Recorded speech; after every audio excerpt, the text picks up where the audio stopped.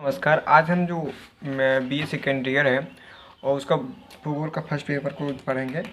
तो चलिए शुरू कर देते हैं। दोस्तों आपसे अनुरोध है कि आप चैनल को सब्सक्राइब कर लेना और जो वीडियो बना रहे हैं उसको भी लाइक कर देना।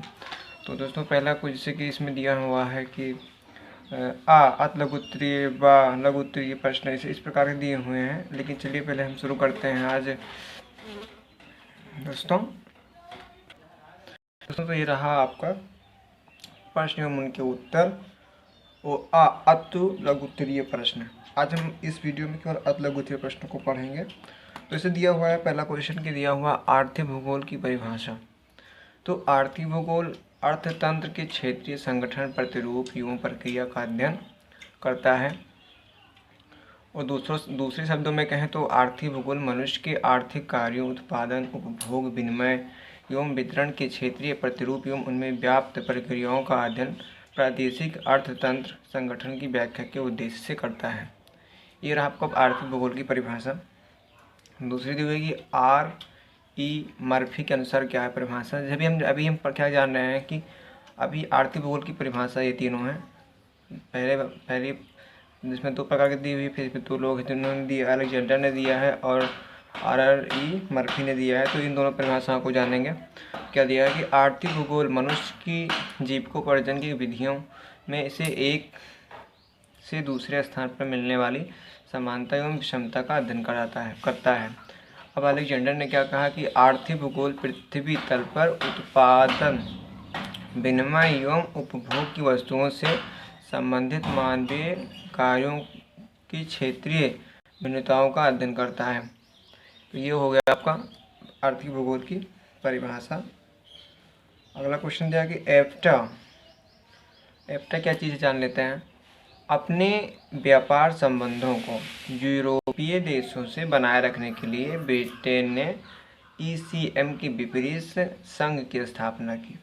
यानी कि ब्रिटेन क्या था कि ब्रिटेन ने यूरोपीय देशों से अपना सब व्यापारिक संबंध बनाए रखने के लिए ECM के विपरीत यानी उल्टा संघ की स्थापना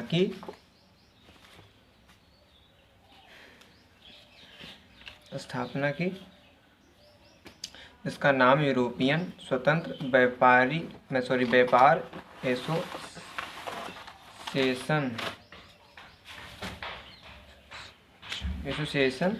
EFTA रखा गया। इसके अंतर्गत क्या होता है कि Norway, Sweden, Denmark, Switzerland, Austria, पुर्तगाल, फिनलैंड और ब्रिटेन सदस्य देश थे।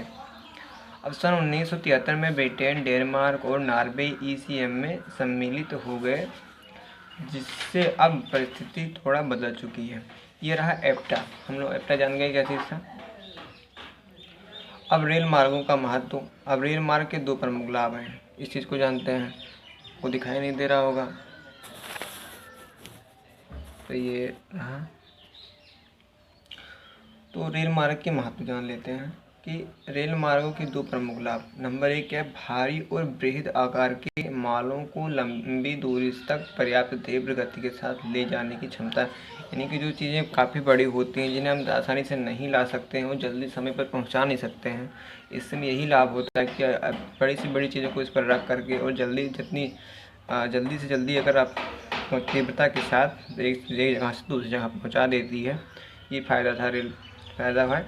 और दूसरा फ़ायदा है कि यात्रियों को शीघ्र, सुरक्षित, आराम के साथ बृहद संख्या में परिवहन करने की क्षमता। यानी कि कहना का तात्पर्य यह है कि जो भी यात्री होते हैं उनको सुरक्षित सीट में बैठ करके आराम से एक जगह से दूसरे स्थान से सुरक्षित पहुंचा देती है।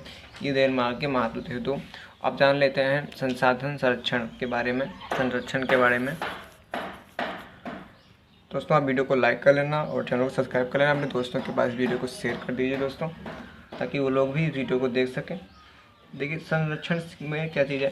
संरक्षण में वे सामाजिक प्रयास हैं जिनसे प्राकृतिक संसाधनों के विवेकपूर्ण यानी बुद्धि के साथ में शोषण, परीक्षण तथा नवीकरण संभव होता है। संसाधनों का संरक्षण मानव समाज तथा वातावरण के बीच संबंधों को अनुकूलतम बनाने के लिए आवश्यक होता है। इस प्रकार के अनुकूलता के उद्देश्य को प्राकृतिक संसाधनों को विवेकपूर्ण प्रयोग तथा नवीकरण द्वारा पर्यावरण को संरक्षित एवं विकसित का प्राप्त, यहाँ पे सही से क्या लिखा हुआ है, शायद का ही लिखा हुआ है, प्राप्त किया जा सकता है। तो चलिए अगला चैप्टर पढ़ लेते हैं। ये रहा आपका परिभाषिक रूप में जो संसाधन परीक्षण का है उसी का दूसरा है कि परिभाषिक रूप में क्या होगा। तो प्राकृतिक संसाधनों जैसे मिट्टी हो गई, वनस्पति हो गया, जल जंतु और खनिज संसाधनों की विशेषता भावी मानव पीढ़ी की संपन्नता और लाभ के लिए सावधानी पूर्वक किए गए नियंत्रण एवं प्रबंध के द्वारा विनाश से परिरक्षण ही संसाधन संरक्षण कहलाता है। यानी कि ऐसी चीज़ों से बचाव जो बचा सके उसे संरक्षण कहते हैं। और जिम्मरमैन के अनुसार उन्होंने क्या कहा कि वह कोई भी कार्य संरक्षण है जिसके अंतर्गत लाभ प्राप्ति के दीर्घकालीन स्वीकृत उद्देश्य के लिए उपभोग या समापन की वर्तमान दर को कम किया जा सकता है। ये रहे संसाधन संरक्षण के जितने भी लोगों ने अपना कथन दिया, मत दिया ये चीज़ से। और दूसरे में जान लेते हैं कि कृषि भूमि उपयोग। अब कृषि की जो भूमि के उपयोग उस चीज़ के जानेंगे। तो भूमि उपयोग पृथ्वी के नीचे पड़ रहे हैं। भूमि उपयोग पृथ्वी के किसी क्षेत्र का मनुष्य द्वारा उपयोग को सूचित करता है। सामान्यतः जमीन के हिस्से पर होने वाली आर्थिक क्रियाकलाप को सूचित करते हुए उसी वन भूमि कृषि प्रति चरागाह का मतलब जिसे प्रति पड़ा रहता है, इसमें गायें चरती हैं इत्यादि वर्गों में बांटा जाता है। और अधिक तकनीकी भाषा में भूमि उपयोग को किसी विशिष्ट भू आवरण प्रकार की रचना, परिवर्तन अथवा संरक्षण हेतु मानव द्वारा उस पर किए जाने वाली क्रियाकलापों के रूप में परिभाषित किया गया। तो औद्योगिक प्रदेश क्या चीज़ है इसके बारे में जान लेते हैं। इससे क्वेश्चन पूछे अभी अतलघुत्तीय प्रश्न पढ़ रहे हैं इस वक्त हम। अगली वीडियो में दूसरा पढ़ेंगे। तो औद्योगिक प्रदेश जान लेते हैं। औद्योगिक प्रदेश ऐसे विस्तृत क्षेत्र हैं जहां विभिन्न श्रृंखला बृहत उद्योगों की कारखाने स्थित हैं, जहाँ कंपनियां होती हैं हर चीज़ की। औद्योगिक भूदृश्य विकसित हो। औद्योगिक प्रदेशों में कारखानों की संख्या से अधिक महत्व उद्योगों की श्रृंखलाबद्धता एवं संबद्धता का है। किसी भी प्रदेश को औद्योगिक प्रदेश की संख्या पाने के लिए उसमें औद्योगिक भूदृश्य का विकसित होना आवश्यक होता है। ये हो गया। अब चलते हैं मृदा के बारे में जान लेते हैं। मृदा अपरदन क्या चीज़ है।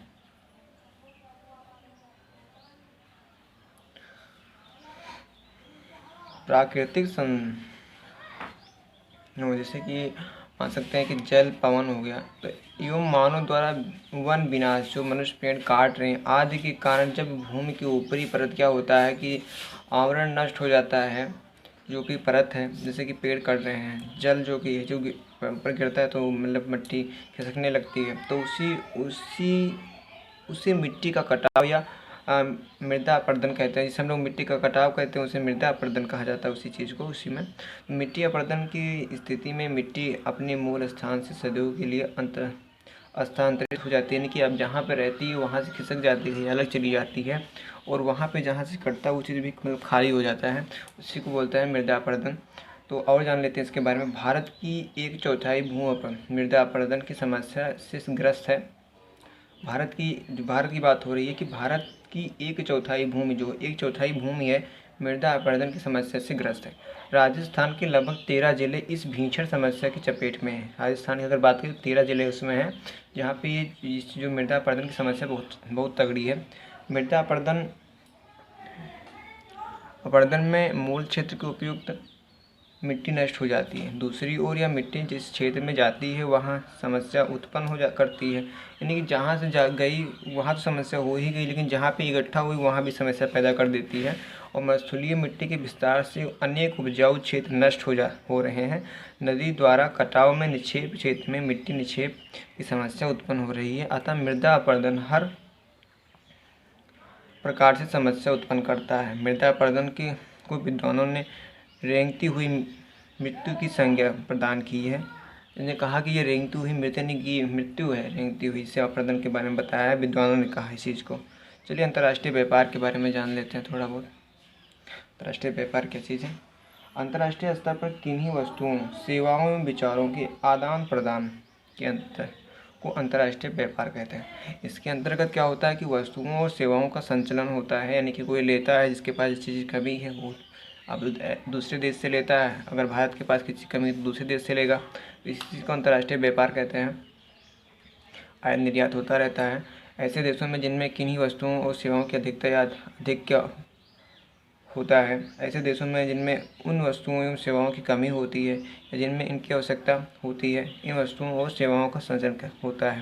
तो ये अंतर्राष्ट्रीय व्यापार, यानी कि अगर जिस देश में जिस चीज़ की पैदावार कम है, कहीं ज़्यादा है, तो वो अपने वहाँ से दूसरे देश से मंगाता है उस चीज़ को, वही अंतर्राष्ट्रीय व्यापार हो जाता है। चलिए अगला चैप्टर देख लेते हैं, अगला पेज। इसमें थोड़ा सा है, इस प्रकार दो या अधिक राष्ट्रों के बीच अर्थात एक देश की सीमा से बाहर दूसरे देश की वस्तुओं सेवाओं की विनिमय अंतर्राष्ट्रीय व्यापार कहलाता है। तो अंतर्राष्ट्रीय व्यापार मुख्यतः भौगोलिक कारकों पर आधारित है।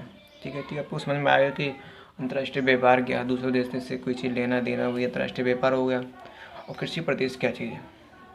कृषि प्रदेश ऐसे विशेष क्षेत्र होते हैं जिसमें कृषि करने की दशाओं तथा प्रतिरूप में व्यापक समानता मिलती है तथा जो समीपवर्ती क्षेत्रों से विशिष्ट रूप से भिन्न होते हैं। कृषि की दशाओं तथा प्रतिरूप का तात्पर्य मुख्यतः फसलों की किस्मों, उनकी उत्पादन विधि तथा कृषि भूमि के उपयोग से है। प्रदेश विशेष में इन तत्वों की समानता कृषि कार्य में प्रयुक्त यंत्रों, कृषि के आवास, रहन सहन और जीवन स्तर में देखने को मिलती है। इस प्रकार एक कृषि प्रदेश अन्य कृषि प्रदेश से समानता एवं संबंधितता में विशिष्टता भिन्न होता है। दोस्तों आज 9 क्वेश्चन हो गए हैं, 9 वीडियो ज़्यादा लंबा हो रहा है, तो ऐसा करते हैं कि इसी का पार्ट 2 बना देंगे कल। तो आपसे अनुरोध है कि आप चैनल को सब्सक्राइब कर लेना और बेल आइकन को भी ऑन कर लेना और अपने दोस्तों के पास भी वीडियो को शेयर कीजिए, उनसे भी कहिए चैनल को सब्सक्राइब करें दोस्तों। तो चलिए फिर मिलते हैं किसी अन्य वीडियो में।